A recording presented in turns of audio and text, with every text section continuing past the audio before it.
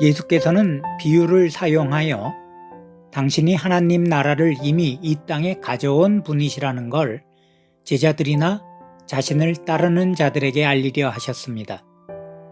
당시 묵시가들은 하나님 나라가 하늘 저쪽 어딘가 신비한 미래 가운데 있을 거라고 여겼죠. 하지만 예수께서는 아무도 무슨 일이 일어나고 있는지 모르는 일상 속 바로 여기에 하나님 나라가 숨겨져 있다는 걸 하나님 나라의 비유를 통해 말씀하셨습니다.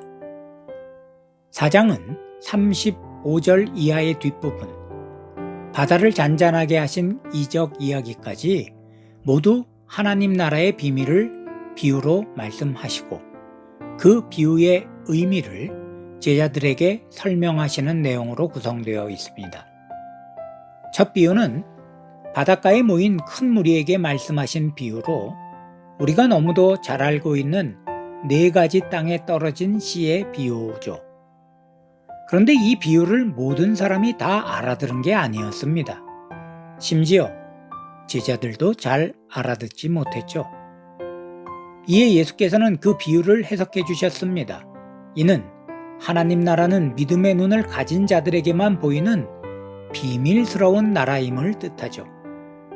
그리고 그 하나님 나라를 위해 뿌려진 복음의 씨는 여러 방해를 받게 될 것이고요.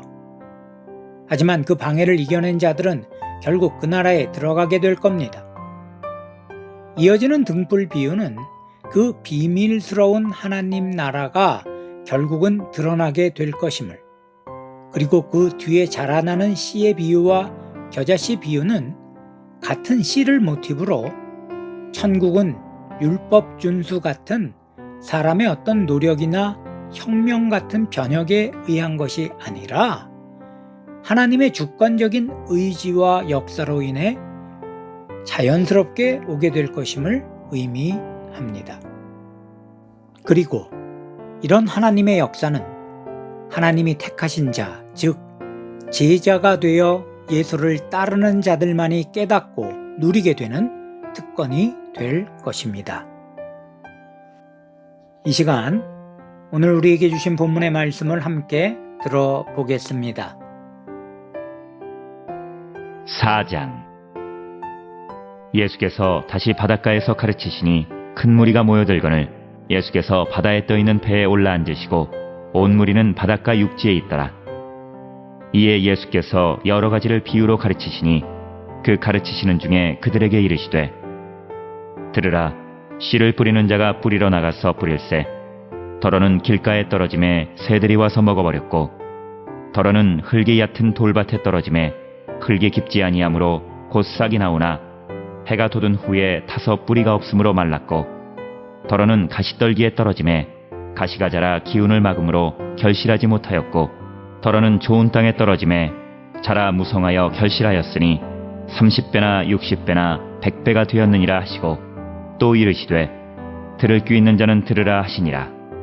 예수께서 홀로 계실 때에 함께한 사람들이 12제자와 더불어 그 비유들에 대하여 물으니 이르시되, 하나님 나라의 비밀을 너희에게는 주었으나 외인에게는 모든 것을 비유로 하나니, 이는 그들로 보기는 보아도 알지 못하며 듣기는 들어도 깨닫지 못하게 하여 돌이켜 죄사함을 얻지 못하게 하려 함이라 하시고, 또 이르시되 너희가 이 비유를 알지 못할진대 어떻게 모든 비유를 알겠느냐.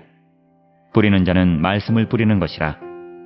말씀이 길가에 뿌려졌다는 것은 이들을 가리킴이니 곧 말씀을 들었을 때에 사탄이 즉시 와서 그들에게 뿌려진 말씀을 빼앗는 것이요, 또 이와 같이 돌밭에 뿌려졌다는 것은 이들을 가리킴이니 곧 말씀을 들을 때에 즉시 기쁨으로 받으나 그 속에 뿌리가 없어 잠깐 견디다가 말씀으로 인하여 환난이나 박해가 일어나는 때에는 곧 넘어지는 자요, 또 어떤 이는 가시떨기에 뿌려진 자니 이들은 말씀을 듣기는 하되 세상의 염려와 재물의 유혹과 기타 욕심이 들어와 말씀을 막아 결실하지 못하게 되는 자요, 좋은 땅에 뿌려졌다는 것은 곧 말씀을 듣고 받아 30배나 60배나 100배의 결실을 하는 자니라. 또 그들에게 이르시되, 사람이 등불을 가져오는 것은 말 아래에나 평상 아래에 두려 함이냐, 등경 위에 두려 함이 아니냐. 드러내려 하지 않고는 숨긴 것이 없고 나타내려 하지 않고는 감추인 것이 없느니라. 들을 귀 있는 자는 들으라. 또 이르시되 너희가 무엇을 듣는가 스스로 삼가라. 너희의 헤아리는 그 헤아림으로 너희가 헤아림을 받을 것이며 더 받으리니 있는 자는 받을 것이요 없는 자는 그 있는 것까지도 빼앗기리라. 또 이르시되 하나님의 나라는 사람이 씨를 땅에 뿌림과 같으니 그가 밤낮 자고 깨고 하는 중에 씨가 나서 자라되 어떻게 그리 되는지를 알지 못하느니라. 땅이 스스로 열매를 맺되 처음에는 싹이요 다음에는 이삭이요 그 다음에는 이삭에 충실한 곡식이라.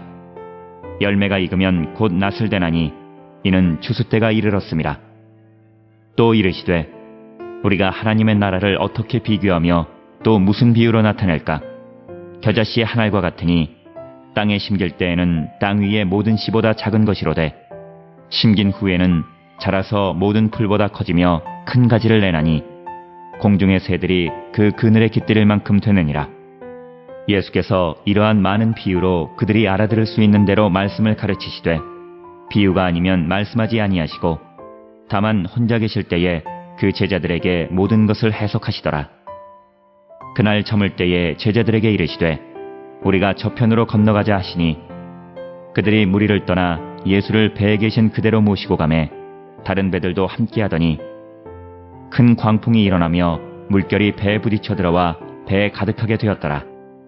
예수께서는 고물에서 베개를 베고 주무시더니 제자들이 깨우며 이르되 선생님이여 우리가 죽게 된 것을 돌보지 아니하시나이까 하니 예수께서 깨어 바람을 꾸짖으시고 바다더러 이르시되 잠잠하라 고요하라 하시니 바람이 그치고 아주 잔잔하여지더라. 이에 제자들에게 이르시되 어찌하여 이렇게 무서워하느냐 너희가 어찌 믿음이 없느냐 하시니 그들이 심히 두려워하여 서로 말하되 그가 누구이기에 바람과 바다도 순종하는가 하였더라. 우리가 함께 기도할 제목입니다. 오늘도 제자로 살게 하시고 제자답게 살게 하시며 제자의 길을 가게 하시어 내 삶으로 하나님의 나라를 선포하게 하시옵소서.